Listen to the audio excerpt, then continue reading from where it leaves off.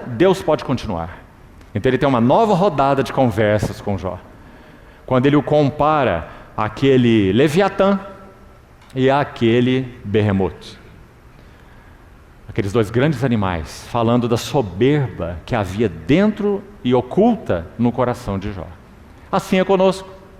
Então por isso dissemos ontem, a verdade que é recebida, mas não é respondida, ela gera estagnação e uma perda progressiva de capacidade espiritual. E é claro que isso é sério, amados irmãos. Então, Deus nos trata como filhos. Por isso repreende, disciplina e até mesmo açoita todos que recebe por filho. Temos sido participantes dessa correção diante do Pai dos Espíritos, como Hebreus o chama. E o seu propósito nisso tudo está lá também. Hebreus 12:10, para que sejamos participantes da sua santidade.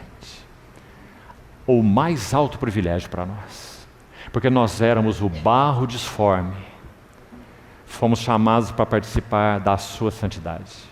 Então, queridos irmãos, hoje nós vamos, com expectativa no Senhor, dar um segundo passo. Mas eu preciso ainda colocar algo antes de iniciar. Nós iremos hoje examinar 6 marcas de uma assembleia madura. Mas há algo importante para dizer aos irmãos antes disso. E digo isso, Deus é testemunha, com tremor e temor diante dele. A intenção é singela.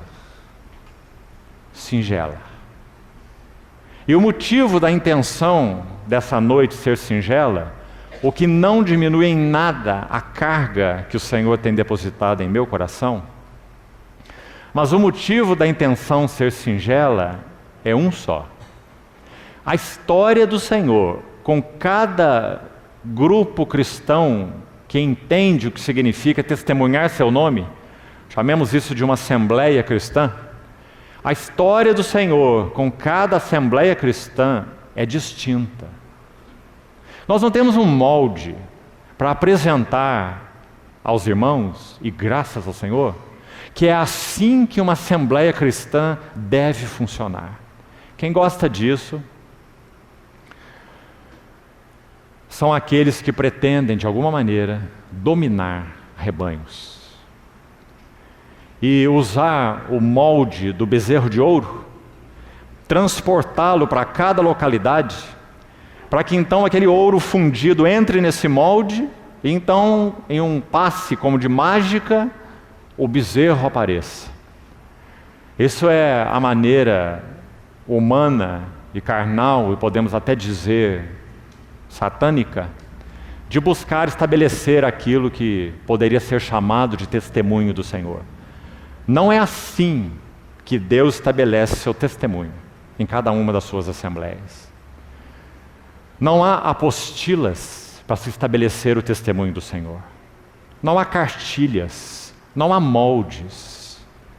A única maneira do Senhor estabelecer um testemunho real, digno do seu nome em uma assembleia, é usar o martelo e o cinzel e dar golpes em uma barra de ouro. Quando isso aconteceu em Êxodo, qual foi o resultado? O candelabro de ouro, o candeeiro de ouro. Uma peça de ouro bruta. Então aqueles artesãos ou artífices, que o livro de Êxodo vai dizer que foram cheios do espírito de sabedoria. Lembra-se? Os artesãos. E trabalharam sobre uma barra bruta de ouro, com martelo e cinzel. Em outras palavras, na linguagem do Novo Testamento, é a operação da cruz em nós. A bendita operação da cruz. Pela palavra de Deus, pelas circunstâncias, numa mão tão habilidosa, a mão do artesão celestial, nosso Senhor. Então, com aqueles golpes tão precisos, alguns são mais fortes, outros são tão delicados. Um artesão esculpindo na pedra, no caso de Êxodo, no ouro.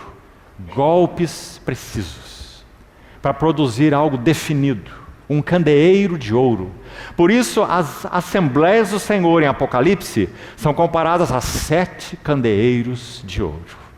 Então, graças a Deus, porque temos o livro de Êxodo e sabemos como os candeeiros são formados. Mas também sabemos como o bezerro de ouro foi formado, não é? Então, que o Senhor nos livre dos moldes. Nunca tente, irmão, mesmo que você visite alguma assembleia do Senhor, e o Senhor ali fale ao seu coração, e te mostre algo, e te ajude em algo, seja cuidadoso. Não pense que se você transportar um modelo de algo que você viu no serviço, na mesa do Senhor, no serviço da palavra, na mesa do Senhor, na adoração, para o lugar onde você congrega, junto com o modelo que você está transportando, você vai transportar a vida junto. Compreendeu, querido irmão ou irmã? Porque isso nunca acontece. A vida não é transportada em modelos, a vida é forjada numa assembleia que teme ao Senhor, que tem aprendido a viver aos seus pés, que ora ao Senhor, envia luz, envia verdade, Senhor, para nos levar ao teu santo monte. Quantas vezes o Senhor falou para os seus candeeiros do Apocalipse: arrepende-te, e arrepende-te, e arrepende-te, e volta. 5 vezes para 7 igrejas, porque é isso que Ele quer de nós. Mas o que nós somos por natureza? Pragmáticos. Funciona lá, então vai funcionar aqui. Não é bom lá, os irmãos não têm avançado nessa prática. Cuidado com essa palavra prática. Então vamos praticar isso aqui também. Oh, querido irmão, toda prática entre nós tem que emanar de vida, revelação recebida da parte do Senhor, de algo forjado dentro de nós, daí emana vida. As assembleias que já viveram mais tempo diante do Senhor são testemunhas. Quanta mudança houve nessas assembleias. E o Senhor mexeu na questão do serviço da palavra, e o Senhor mexeu muitas vezes na questão do partir do pão, na questão da adoração, na questão do como participar com a música na adoração, um problema sério em muitas assembleias. Música. Então, é assim que nós podemos amadurecer como assembleia cristã. Então, por isso o temor e tremor. Não há aqui, amado irmão, nenhuma intenção de colocar nenhum molde. Por isso não vamos falar nada de práticas. Nós vamos falar de realidades, para as quais nós devemos atentar em cada uma das assembleias onde o Senhor nos tem dado a graça de reunir e de pertencer. Então, que o Senhor use de dobrada misericórdia conosco nessa noite, para que possamos compreender isso aos seus pés. Então vamos seguir. Vamos observar os 2 textos que nós lemos, Efésios e Colossenses. Eles são muito preciosos. No texto de Efésios 3, Paulo disse que os santos juntos, e esse termo juntos em Efésios é recorrente. Ele aparece várias vezes. E é um termo simples, na língua original, se formos transliterar, ou até pronunciar no grego, a palavra é syn, seria um S-Y-N, de onde vem nosso termo, sintonia, sincronia, né? Esse syn fala junto com, sincronia, 2 coisas ao mesmo tempo, sintonia, né? Então Paulo usa esse termozinho syn na epístola aos Efésios várias vezes, porque essa palavra para Paulo fala de vínculo, fala de junto com. Então aí é uma das vezes, nós não vamos examinar isso, não é a carga para agora.